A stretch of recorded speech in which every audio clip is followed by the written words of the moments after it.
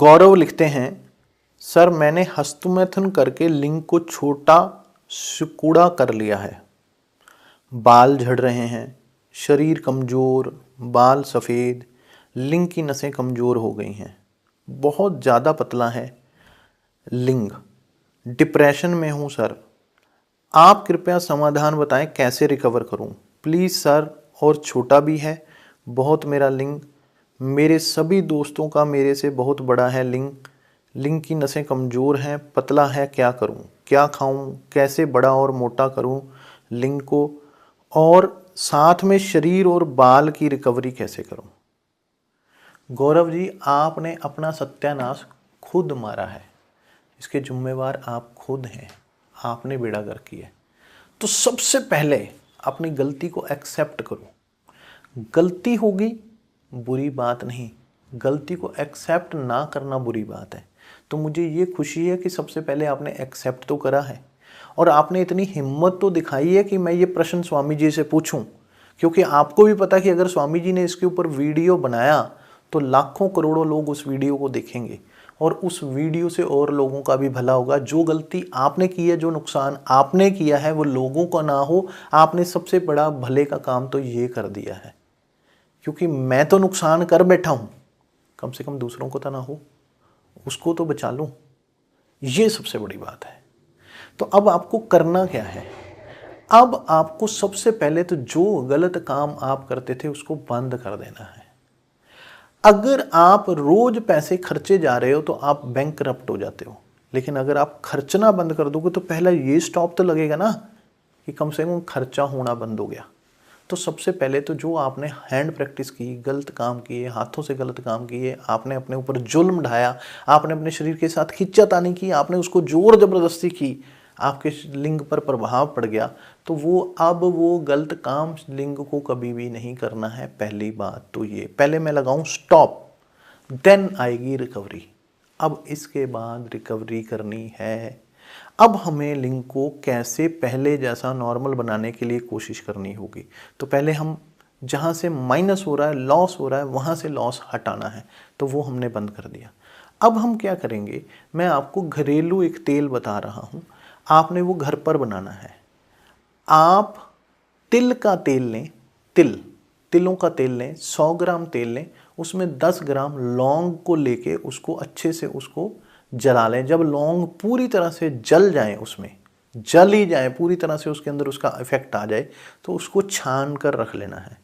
उस तेल को थोड़ा सा लेना है और लिंग के ऊपर चारों तरफ अंदर बाहर अच्छे से लगा के बस उसको छोड़ देना है। ज़्यादा लगाने की कोशिश करोगे तो कहीं फिर हैंड प्रैक्टिस ना करना शुरू कर दो। तो उस पर मालिश करना, मसाज करने के चक्कर में मत पड़ना, बस अच्छे से लगा के रोज उसको दिन में 1 बार लगा लिया करो। लगातार कुछ दिन तक लगाएंगे तो जो लिंग को है वो वहाँ पर एक गर्म एहसास होगा। तिल का तेल उसको स्ट्रेंथ देने की कोशिश करेगा, लौंग उसको स्ट्रेंथ देने की कोशिश करेंगे, और लिंग धीरे धीरे धीरे धीरे नॉर्मल होने की कोशिश करेगा। दूसरी बात, कुछ चीज़ें वहम भी होती है कि मेरा लिंग लंबा हो जाए, मोटा हो जाए। अगर आपका लिंग 4 साढ़े 4 इंच तक है और उससे बड़ा जितना मर्जी हो, उससे कम ना हो, तो आपका लिंग नॉर्मल ही है। हाँ, लिंग की कमजोरी दूर करने के लिए मैंने आपको ये तरीका बता दिया, आप ये करना शुरू कर दो। अब आप कहते हो गाल पिचक गए हैं, बाल सफ़ेद हो रहे हैं, कमजोरी हो रही है, शरीर में थकावट है, वीकनेस है, किसी काम के लायक नहीं रहा, डिप्रेशन हो रहा है, वीकनेस आ रही है, माइंड नहीं लगता, काम में मन नहीं लगता, दिमाग थोथा हो गया है, परेशानियां महसूस हो रही हैं, क्या करूं? उसके लिए अब देखो, अब आपको ताकत की ज़रूरत है। आपने ताकत डोली है ज़्यादा, फेंकी है ज़्यादा, अपने वीर्य रूपी खजाने को नाली में बहाया है, शरीर में ताकत कम हो गई, आपको ताकत भरनी पड़ेगी अपने शरीर में।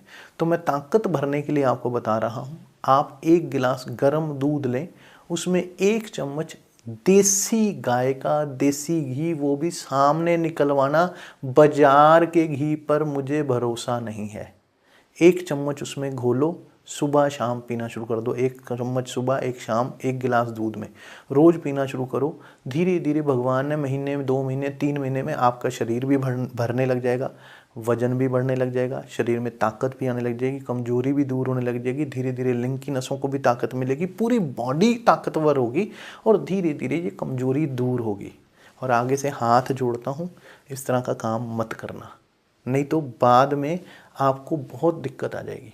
और आपके ज़रिए जो लोग इस बात को सुन रहे हैं, देख रहे हैं, बाकी लोगों को भी उससे मैसेज मिल रहा है।